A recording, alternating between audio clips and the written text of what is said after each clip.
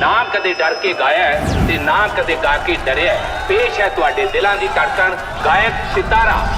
ਲਓ ਜੀ ਦਰਸ਼ਕ ਬਾਹਰ ਆ ਚੁੱਕੇ ਸਿਨੇਮਾ ਤੋਂ ਤੇ ਇਹਨਾਂ ਤੋਂ ਪੁੱਛਦੇ ਆ ਕਿ ਕਿਵੇਂ ਲੱਗੀ ਜੋੜੀ। ਹਾਂਜੀ ਸ਼ਮਸ਼ੇਰ ਸਿੰਘ ਜੀ, ਕਿੱਦਾਂ ਦੀ ਲੱਗੀ ਤੁਸੀਂ ਜੋੜੀ ਤੁਹਾਨੂੰ? ਜੋੜੀ ਤੇਰੀ ਮੇਰੀ 10 ਵਿੱਚੋਂ ਮੈਨੂੰ ਲੱਗਦਾ ਕਿ 10 ਸਟਾਰ ਬਣਦੇ ਆ ਤੇ ਓਵਰਆਲ ਮਿਊਜ਼ਿਕ ਤੇ ਸਟੋਰੀ ਕਾਮੇਡੀ ਤੇ ਦਲਜੀਤ ਭਾਈ ਦੀ ਐਕਟਿੰਗ ਬਹੁਤ ਸ਼ਾਨਦਾਰ ਸੀ। ਮੈਂ ਬਾਜ ਆ ਜੇ ਕਹੇ ਤਾਂ ਕਰਾਂ ਨੀਲਮ ਨਾਲ ਮੈਂ ਗੱਲ। ਭੋਲੇ ਵੀਰ ਕਿੱਥੇ ਬਾਜ ਕਿੱਥੇ ਮੈਡਮ ਕਿਹੜਾ ਪੰਛੀ ਨੇ? ਤੇ ਆਪਣੀ ਨਿੰਮੋ ਭੈਣ ਜੀ ਦੀ ਬਹੁਤ ਸੋਹਣੀ ਐਕਟਿੰਗ। ਮੈਂ ਤਾਂ ਨਾ ਸਾਰੇ ਆਪਣੀ ਫੈਮਿਲੀ ਜਾ ਕੇ ਵੇਖੋ, ਮੂਵੀ ਬਹੁਤ ਵਧੀਆ ਵਾ।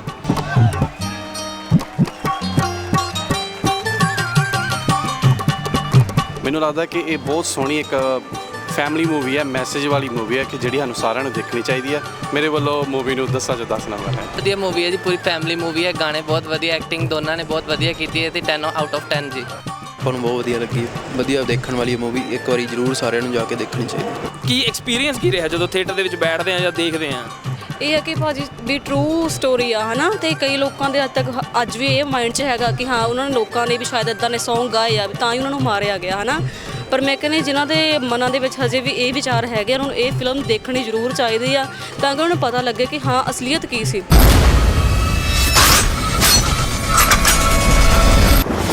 ਇਹ ਕਿ ਫੈਮਿਲੀ ਨਾਲ ਦੇਖਣ ਵਾਲੀ ਮੂਵੀ ਹੈ, ਵਧੀਆ ਇੰਜੋਏ ਕਰੋਗੇ ਤੁਸੀਂ, ਸਾਰਾ ਕੁਝ ਵਧੀਆ ਦੇਖਣ ਨੂੰ। ਐਕਟਿੰਗ ਤਾਂ ਹੈ ਹੀ ਦਲਜੀਤ ਦੀ ਵਧੀਆ, ਚਲੋ ਤੇ ਬਾਕੀ ਸਾਰਾ ਕੁਝ ਮੂਵੀ 'ਚ ਵਧੀਆ ਸੀਗਾ। A to Z ਤੁਸੀਂ ਬੋਰ ਨਹੀਂ ਹੋਵੋਗੇ।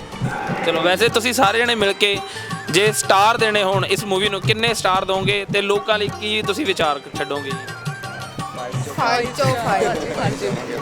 ਸਟਾਰ। ਹਾਂਜੀ ਮਸਟ ਵਾਚ ਮੂਵੀ ਆ, ਦੇਖਣੀ ਚਾਹੀਦੀ ਜ਼ਰੂਰ। ਕਮੇਡੀ ਮੂਵੀਆਂ ਤਾਂ ਬਹੁਤ ਆਉਂਦੀਆਂ ਹੈ ਹੁਣ, ਆਪਾਂ ਜਿੱਦਾਂ ਕਹਿੰਦੇ ਨਾ ਪੰਜਾਬ 'ਚ ਚੱਲਦੀਆਂ ਕਮੇਡੀ ਮੂਵੀਆਂ, ਪਰ ਇਦਾਂ ਦੀ ਸੀਰੀਅਸ ਮੂਵੀ ਬਹੁਤ ਘੱਟ ਆਉਂਦੀ ਹੈ। ਜਿਹੜੀ ਆਉਂਦੀ ਉਹ ਤਾਂ ਬਹੁਤ ਵਧੀਆ ਬਣਾਉਂਦੇ ਆ। ਜੋੜੀ ਤੇਰੀ